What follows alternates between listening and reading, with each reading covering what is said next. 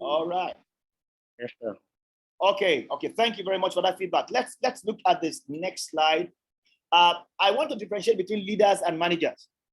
In several spheres, it has been confused by many that managers are ultimately leaders. I will say no. Just like I have earlier on differentiated between leaders and bosses. I've differentiated between leaders and rulers. Managers are not essentially leaders, and you will see the difference here. When you talk about the essence of what managers and leaders are all about, managers are all about stability, to maintain the status quo. So if you see a president, if you see a CEO, if you see a leader in an organization, corporate or public service, that's all about managing in such a way to maintain what he has met. And so he leaves office, the state still remains at par, not better than how he met it. He's just a leader, he's a manager rather, not a leader. A leader brings about changes. Indeed, the focus of a leader is change, and change not for change's sake, change for development's sake. Don't forget, change happens naturally. Development happens based on premeditated, intentional, even growth. That is what makes even development to happen. It must be intentional. It must be towards a particular direction. It's not just wild. It's not just happening per chance.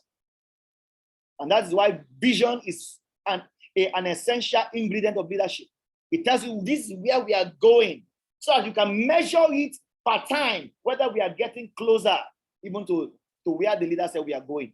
So leaders are all about visionary changes, which is called development and transformation.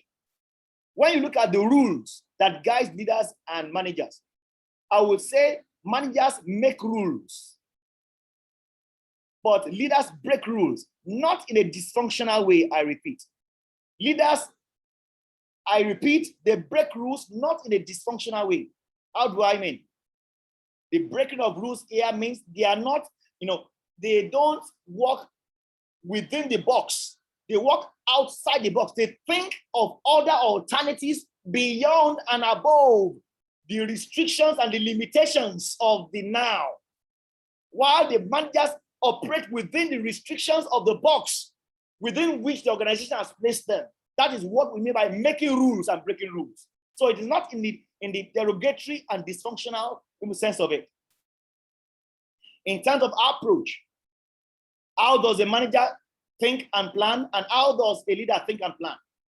The approach for a manager is they are all about details. However, the concern of a leader is about direction, not just details, not the doing of the details. The leaders are the head, the managers are the hands. It doesn't mean that the leader cannot also do, but the priority of the leader is vision, setting direction, moving us from where we are to where we should go. While the focus of manager is, look, just getting things done well now. What of culture? Managers execute culture. Leaders shape culture. They affect and influence.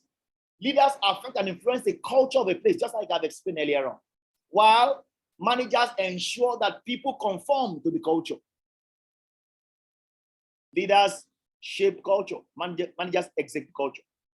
In terms of conflict, if you are a person that runs away from conflict, please, you must begin to do a self-reflection.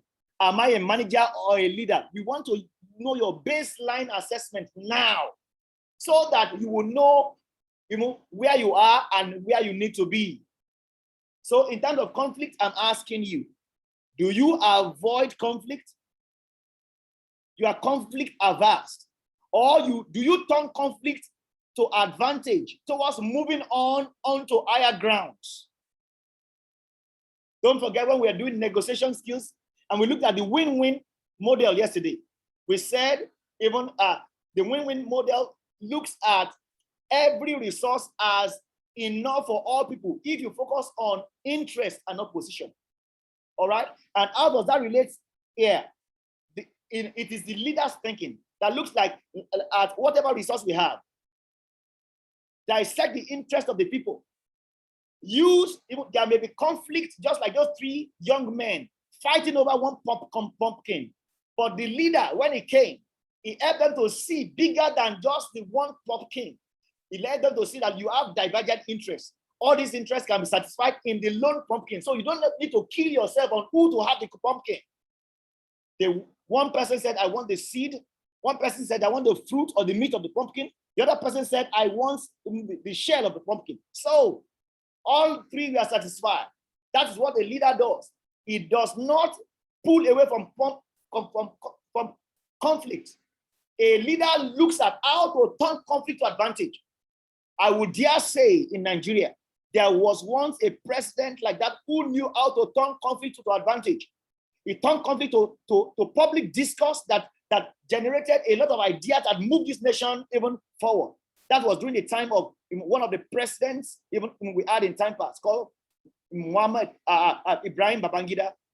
There was a talk. It was a time of conflict during his era. A lot of opposition and all that, but he never stopped them from bringing up those conflict signals. He only turned the conflict to asset. We had a lot of public debates. We had a lot of national debates at that time. And it was like a large brainstorming session. And from there, the best he chooses, and we move forward. And people felt like, yes, this leader is making us to participate in governance by that. So that is how leaders do. Leaders don't run from conflict. Leaders turn conflict into assets, into points that can move the organization forward. And so leaders chart new roles, while managers are comfortable taking existing roles. Managers are very careful about change. They are, in most cases, change averse, as I said earlier on. But managers chart new roles. Managers take credits when it comes to praises by their higher authorities. Leaders give the credit away because they want to motivate the team members. Leaders acknowledge team members that are contributing towards achieving as a team. And he makes these people his heroes or our heroes before the management. Managers, however, make themselves heroes before the management. Some of them may even paint their team members black. If you are there for someone who likes to hoard all the credits, who likes to take credit to yourself alone, you are just a manager. Don't forget, I'm talking about developing leadership competence. And so what we are doing is a self-reflection module now. Assess yourself. Do you take all the credit, or you are someone who easily shares credit? You give away credit. You will rather empower your team members by making them to feel, wow, I have also contributed. What of decision making? Managers make decisions. They force down rules. This is my decision. No way. That's what managers say. But leaders facilitate decision. They are like facilitators. They enable ideas to flow so that when the ideas flow and we eventually arrive at the decision, it is seen as a we decision, not a me decision. Managers make a me decision. Leaders make a we decision by facilitating. And let me also tell you here, in terms of vision, managers tell the vision. This is where we are going, whether you like it or not. That is the direction. Leaders sell vision. They explain it in a way that you will own it and you will buy it and you will run with it without even you perceiving that someone is caning you from the behind. And that is why the style of leadership is always transformational, causing the change to happen from the inside out. That's when it's transformational. While the style of that managers use is always transactional. They They provoke the change from outside to inside by offering you carrot or a stick. It's from outside.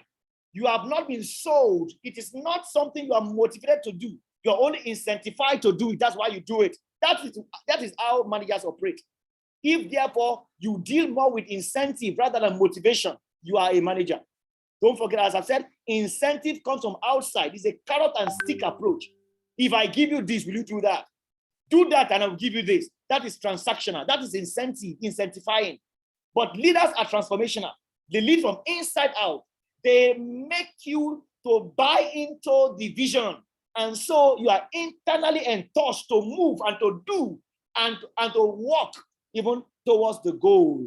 That is transformational, changing from inside to the outside. And that is why leaders use motivation. You are motivated when you are inspired from within to do. You are incentivized when you are prompted to do from what you receive on the outside. That is the difference between incentivizing and motivating. So if I ask anyone on this call later that what is the difference between motivation and incentive, you must be able to tell me. One is internally driven, the other is externally driven. One is defined by transactional, one is defined by transformational. Don't forget this. These are the difference between